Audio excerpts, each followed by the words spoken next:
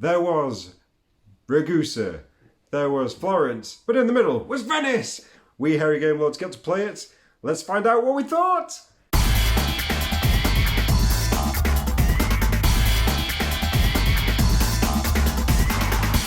Okay, slightly beardy James here. Venice is a pick up and deliver game set in Venice, in which you are a gondolier. In fact, you're not just one gondolier. No, you are one. You are one gondolier, and you are setting up things around Venice, and you're going to be making your way around the canals of Venice. Are they called canals? Yes. Yeah, the waterways of Venice. And waterway to travel. Waterway to travel. And as you are making your way around, you're also placing your little workers. I think they've got a fancy name, but you are placing them in different buildings, and there's a really lovely mechanic as they move around and start kind of doing bigger and better things as you go around. Then the final part of this game is you're going past on your gondola and making your way around to collect extra things. This game, if you like big, clever plays, you will love this game. If you love waiting for your friends to do their goes, you will love this game. So, yeah, this game is it's got a potential for it to be very, very thinky. I'm just going to put it out there.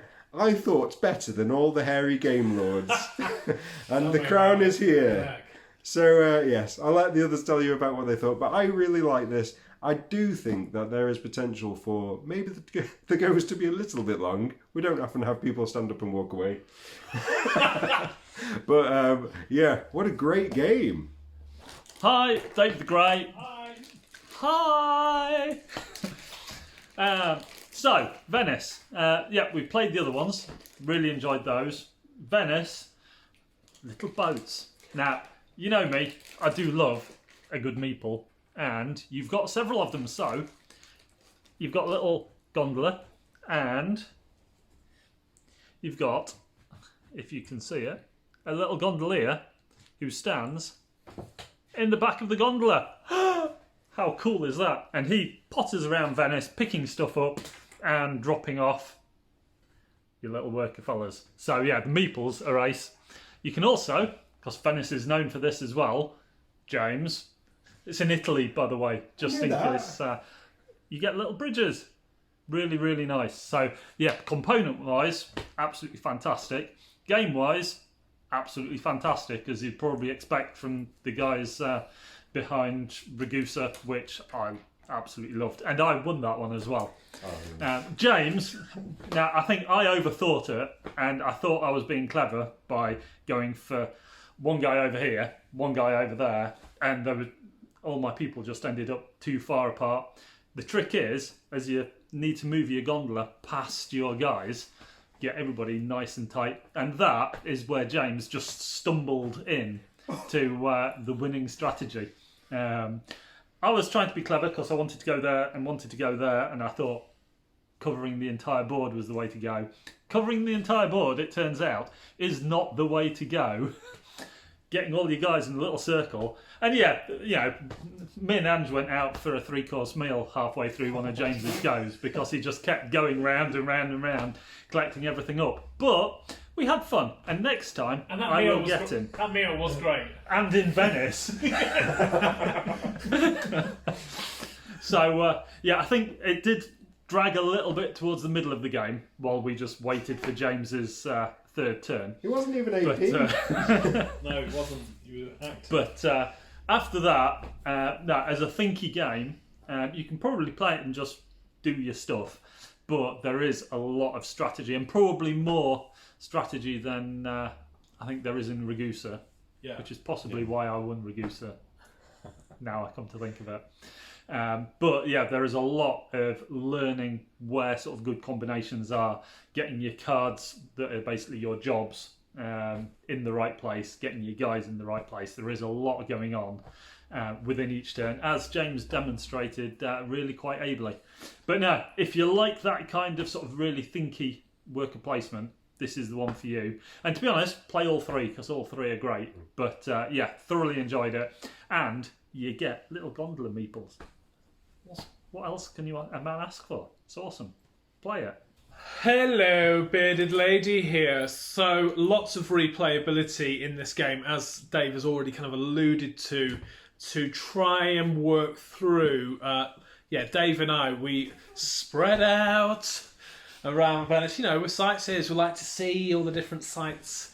Whereas James just had a little kind of like waterway that he stuck to and fully milked for all it was worth. Now, what I really like about the game is that when you drop off one of your dudes in a location, they kind of start off on this kind of wheel thing, and then when somebody else drops off there, they push that person around that wheel, and then when you go past that location or when you stop there, you can get the benefit of wherever your guy is on that wheel. And if they're all the way round, then you can if you want to get everything on that wheel, which is what James so well did. And in his goes that took about 14 days each, it wasn't that he was what shall I do, he was active in putting together all of his stuff and then absolutely caning those victory points.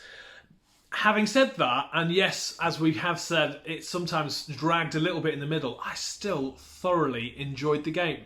And I would still play it again without James. Dave would love it. Let's go sightseeing around Venice. Come on, Dave. Oh, we have to quarantine for like 10 days when we get back. Doesn't matter. Doesn't James will matter. still be doing his go. His first go. But a great game. Really enjoyed it. Yes, there's a lot to think about and to sort of strategize over, but it still feels, as Ragusa did, it still feels like you don't have to be a big strategist to work this out. You don't have to be into all the rules and everything like that, like Hipster King is.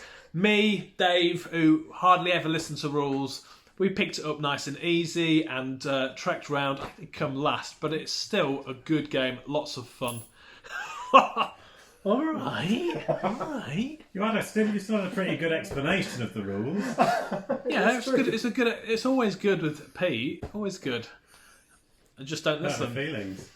Good game. Really good game. Check it out and don't ever play with James. Good times. With Venice, I think Braincrack have absolutely knocked this one out of the park. Like everybody said, it is just the right level of thinking.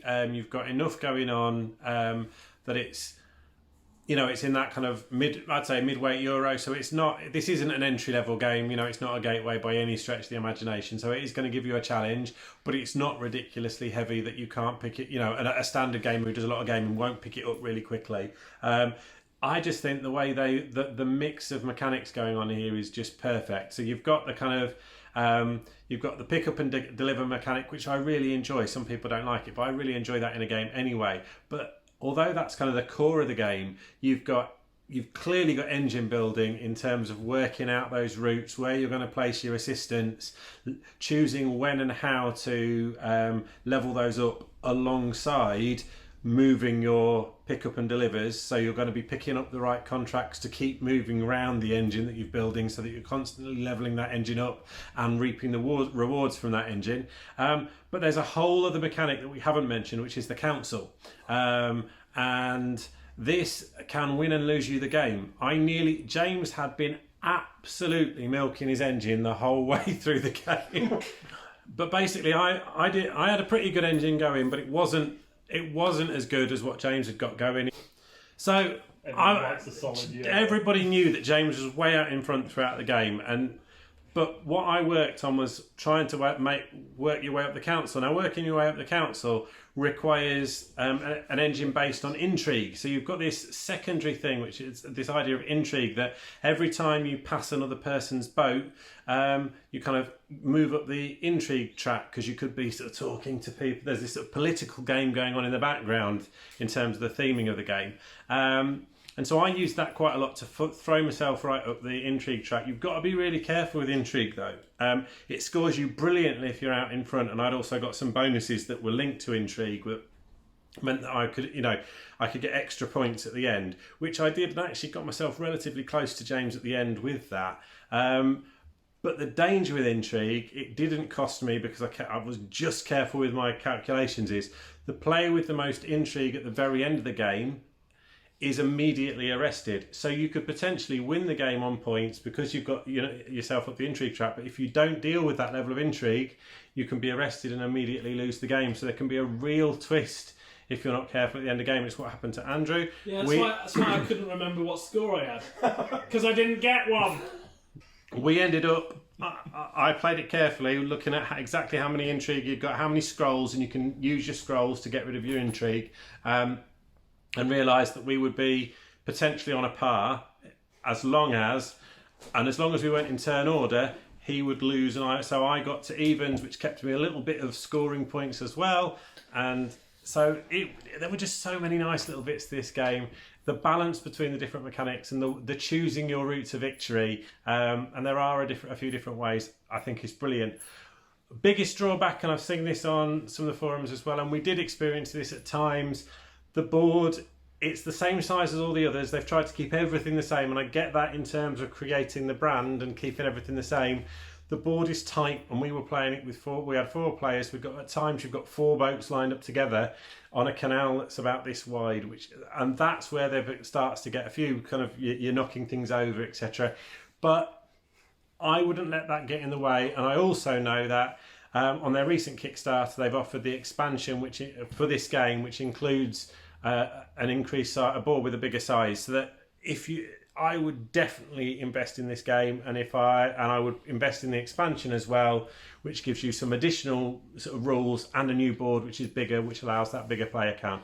This was an absolute belter of a game. Definitely check it out. See if you can get involved in the Lake Pledge, and if you haven't looked at our Ragusa or Florence videos, take a look, because you can get on the Florence Kickstarter, and you can get all of these games, including the Venice expansions, through the Kickstarter on Lake Pledge. Definitely worth a look. They are brilliant, brilliant games.